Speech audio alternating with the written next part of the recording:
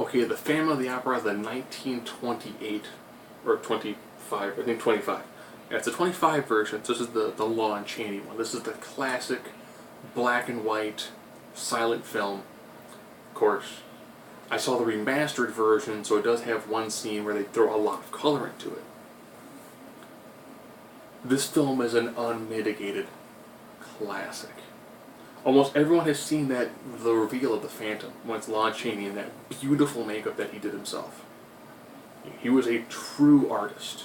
He knew how to emote through the makeup that he made himself. Beautiful. There's something fantastic watching these old black and white films, especially with them being silent films.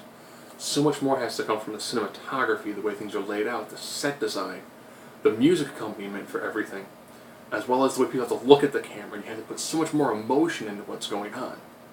Because you don't have all those other ambient sound effects going on to give you, different sort of cues as to, oh, so let's look over here.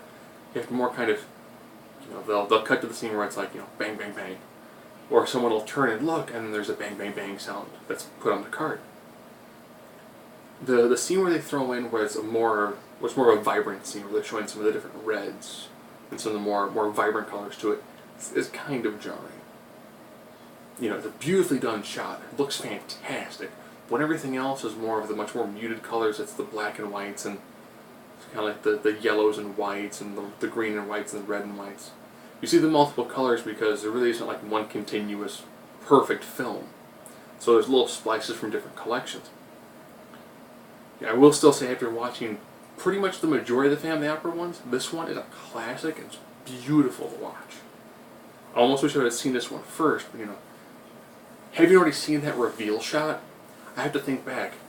Could you imagine having gone to a theater in the 20s? I mean, this film would have been a horror film, flat out. And then seeing that amazing reveal, something that we almost take for granted now in the age of the internet, because you can see spoilers from almost anything. The reveal of that makeup being one of the first times you would have seen something of that aspect. And the way Lon Chaney was able to just beautifully act through it. He had on a mask, and he still got through so much emotion through that, with pretty much only being able to see his eyes. Really, truly shows the amount of art that really had to go into a black and white film, and the way you had to actually portray yourself during that era of film.